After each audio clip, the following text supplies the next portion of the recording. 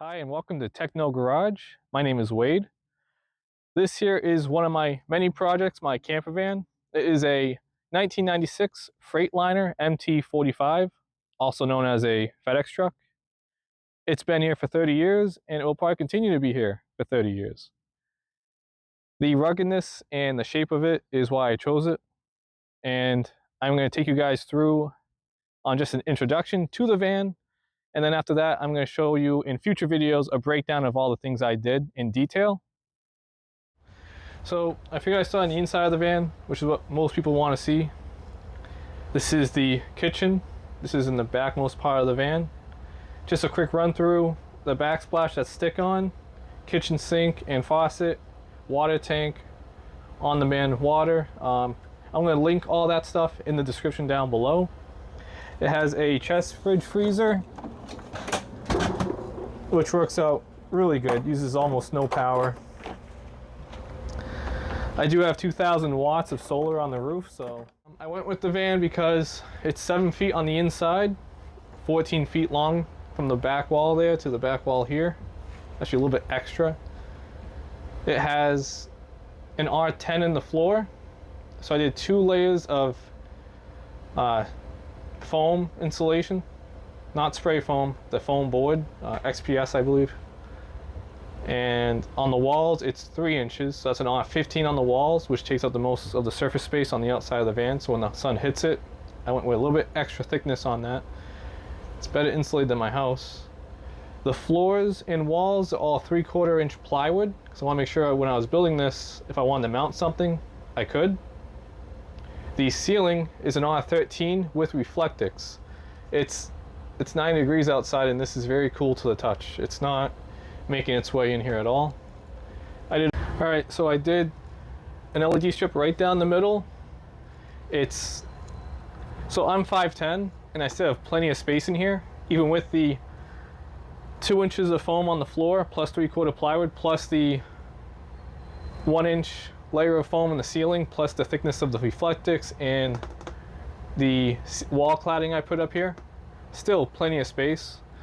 And I separate the light in 2 zones, so you have the front living room space on a dimmer, and then also the back half and the kitchen bathroom space. This van has basically 3 spaces: the kitchen bath, the living room bedroom, and then the sunroom, I like to call it, office sunroom space. There's also a spot for a hammock out in the front, so it could sleep someone out front. Guys, the bed. This is the bed sofa space, and when you sit down to watch TV, you have these drawers that slide out. I made 3 of them, and they're fantastic because they also act as like a desk and nice storage space as well.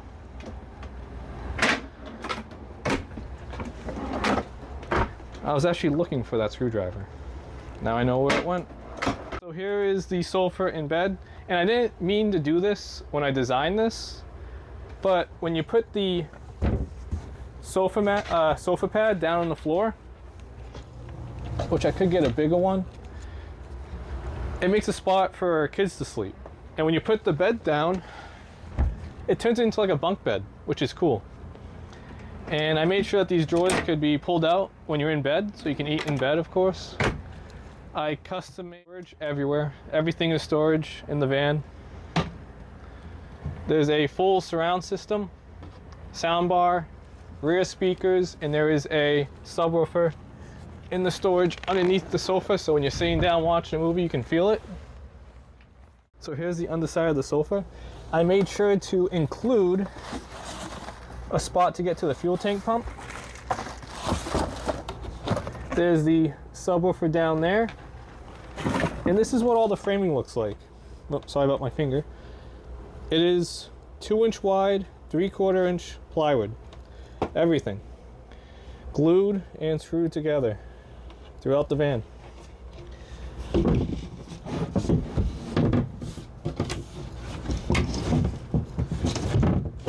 There we go, that's back on.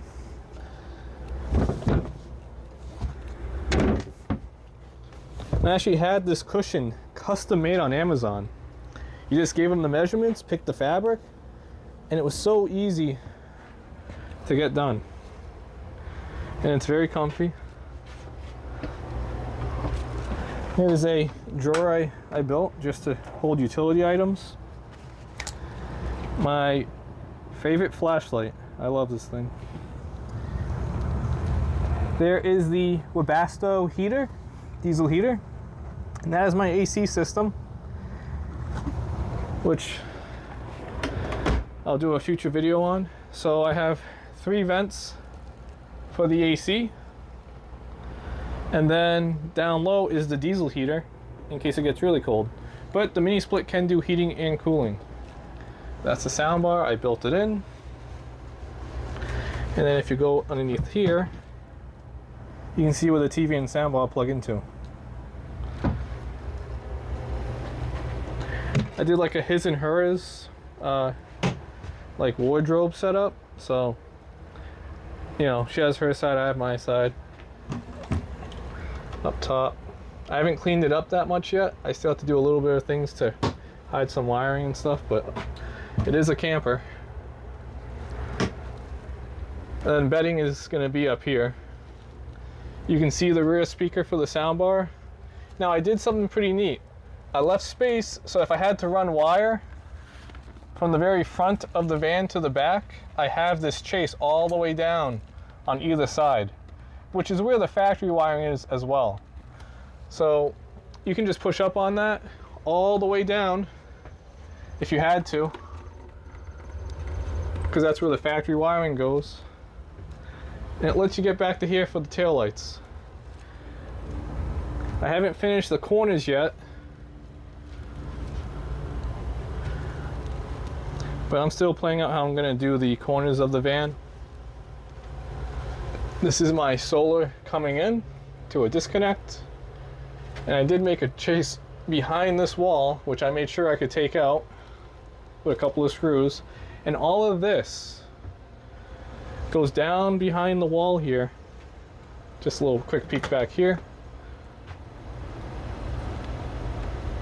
This is my GL.net router for the van. It does cellular, Wi-Fi, has a WAN port for Starlink. It has a lot of options. This space here is for a microwave. There's a really nice microwave that I like.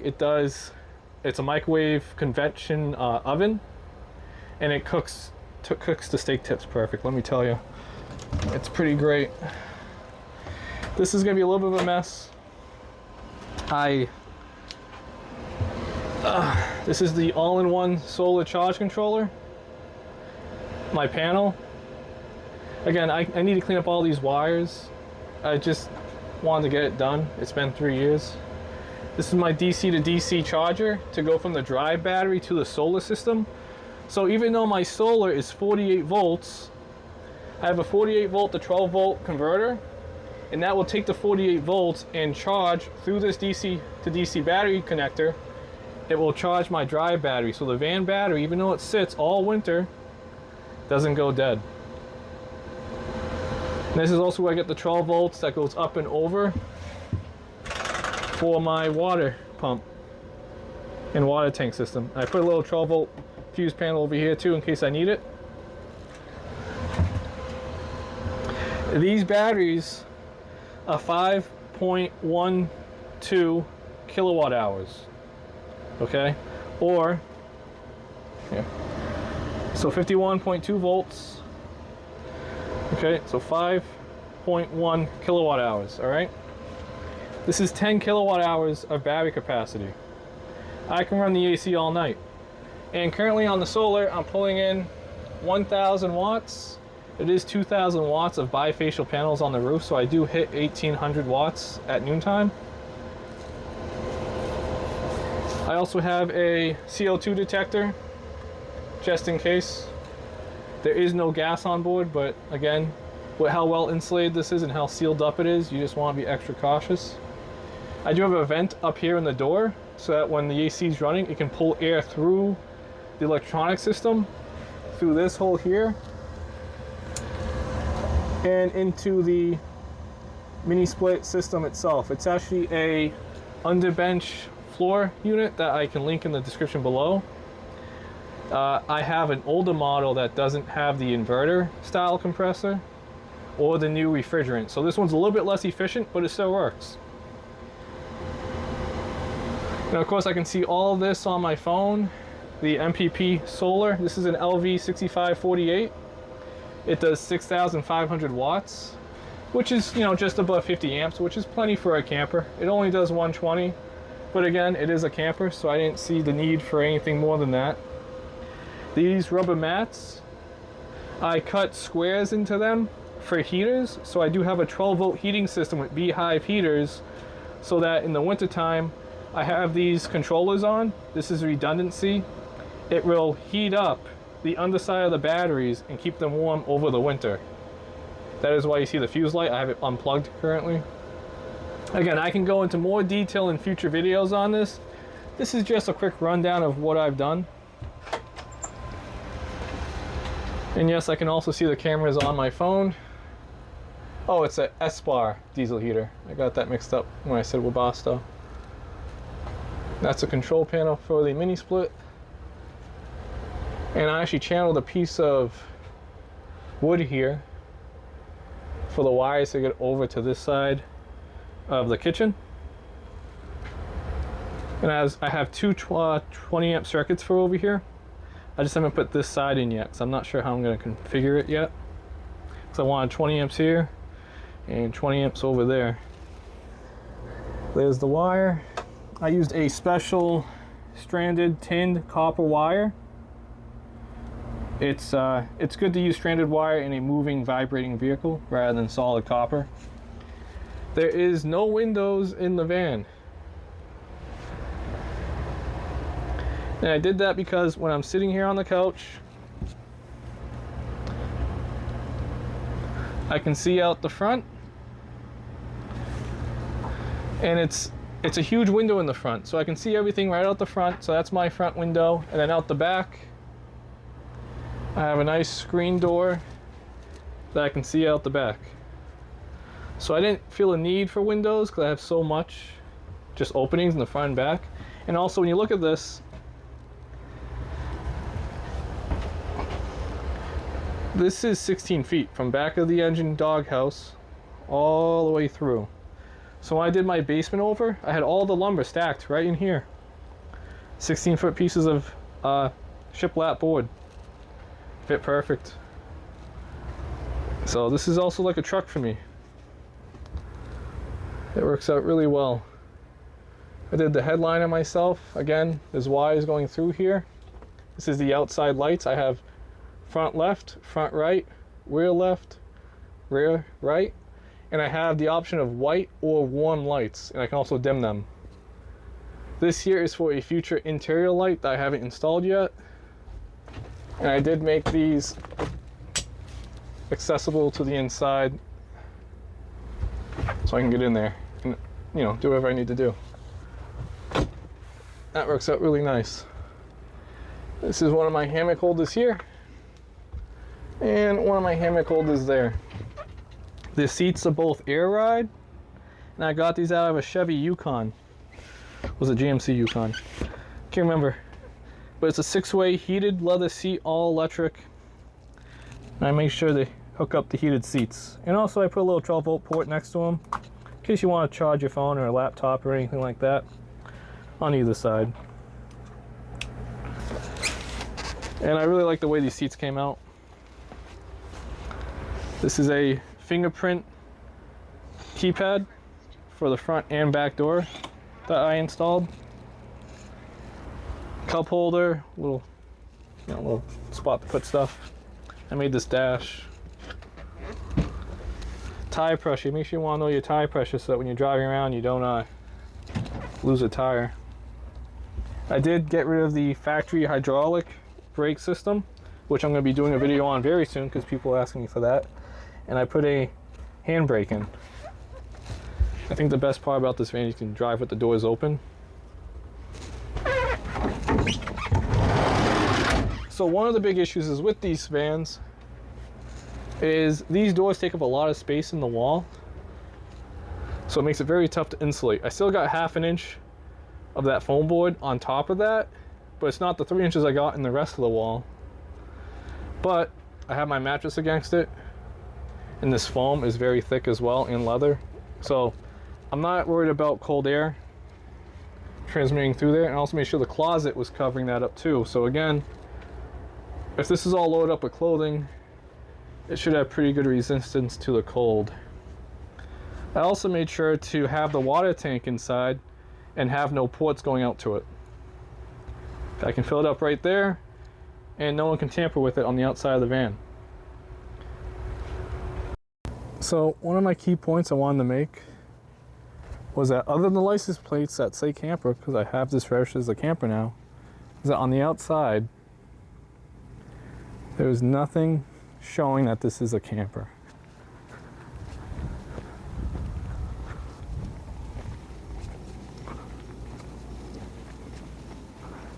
Now there's no plugs, there's no water inlets, none of that. There's only a gray tank underneath, and that's really it. Now underneath here, I do have an inlet and an outlet. That way it's out of the weather underneath the van.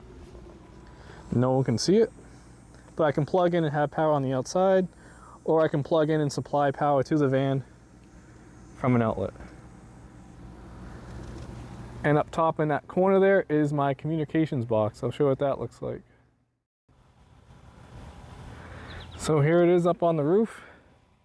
We have 4 500-watt bifacial panels. I went with bifacial, not because I was getting a lot of reflection off of this to get to the backside, but because it's double the glass. So most panels, it's 1 layer of glass and then the plastic on the bottom. This has 2 layers of glass, making it much stronger, heavier, but stronger. Isn't that pretty? Now, I built the entire roof rack out of Unistrut, and it is very strong, and I use this plastic corrugated conduit to pass all my wires into. It worked out really good. Everything's covered. Now on the side here you can see the Liquid-Tight coming up. This one is for the solar. And then this one is my communications and camera system. This is a GSM, GPS, cellular, Wi-Fi antenna, all in one. And I went with the box up here because I knew I was going to be adding. This was my newest addition. The GL.net router downstairs got a big upgrade. See, this is all the communication wires for all the different antennas. And this gives me much better distance on account that the entire van is aluminum, except for the roof. This was a fiberglass roof that I patched the vent hole in. So, and I also had it rhino lined. My brother worked that rhino liner and he did a really nice job with it. Usually it's black, he painted it white. But the thickness on this rhino liner, it's over 1/4 of an inch. And he got the entire roof. So he got here, the rain gutter, and down the side. And that's never gonna leak. And most of the roof is covered with panels anyway, so it doesn't see a lot of sun except for the back half here anyway. This is Raptor liner. I spent over 24 hours painting this. I had to pressure wash and scrub the entire van the day before because the white paint was powdery and coming off. And I spent 16 hours the next day just spraying. I sprayed a layer of epoxy primer and then the Raptor liner on top of that. 16 hours straight. Then the next day I still wasn't happy, so I rolled out another coat on top of that because it came out too thin. So I did roll another coat on top of it the next day. But man, does it look better. And over here, I do have onboard air. And the air is useful for the air ride on the seats and also the drop-down chain system that this van came with. Kind of like a school bus. Let me see if I can show you what that looks like. And I'm going to deactivate it.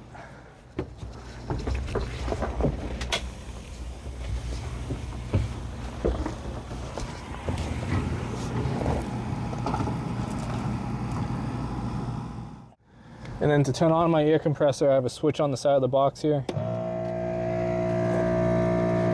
This was mounted underneath, which was a pain, so I did put this here. Then on each side of the seat is the air ride control.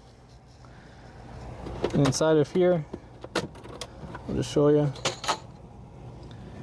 I put a line from the house battery into here, the one that charges the drive battery. And then this is where the drive battery is.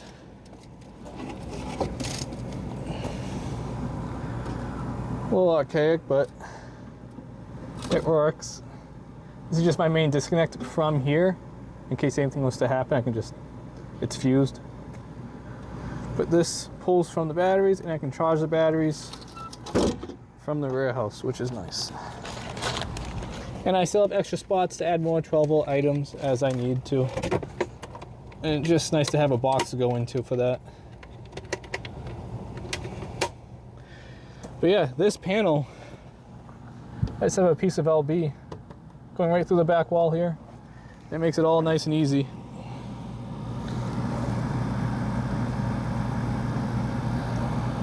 And there's the onboard air system. That's the tank, that's the pump.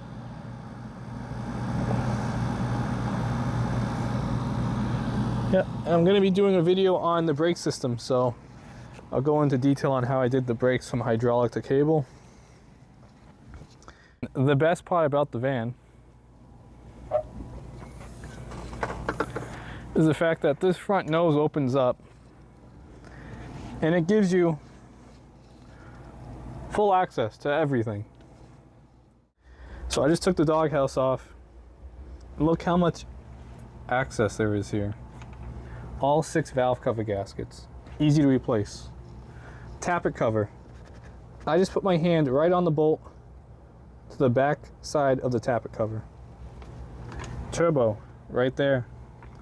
Everything is within reach. This floor, if I took out the 2 seats, this whole floor comes out and I have access to the whole transmission right there. Servicing this is easy peasy. And just for reference, this being a diesel, I can get between 14 and 16 miles to the gallon. This van shaped like a brick, weighs 14,000 pounds. I can still get pretty good gas mileage. If this was a gas engine, you know, 7, 8 miles to the gallon if you're lucky. And the reliability of these engines, if you don't know what a 12-valve Cummins is, bulletproof. This probably has 500,000 miles on it, and it'll probably get another 500,000 miles.